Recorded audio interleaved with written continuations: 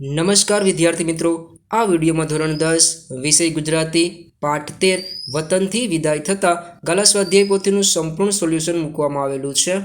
વિદ્યાર્થી મિત્રો, પ્રથમ પરીક્ષા સપ્ટેમ્બર સુધીનો અભ્યાસક્રમ એટલે કે પાઠ 1 થી 13 ગુજરાતીના સ્વાધ્યાય પોથી સોલ્યુશનના વિડીયો આપણી ચેનલ પર અપલોડ થઈ ગયેલ છે। જો આપે હજી સુધી આ વિડીયો જોયા ન હોય તો પ્લેલિસ્ટ પર જઈ આપ આ તમામ વિડીયો જોઈ શકશો।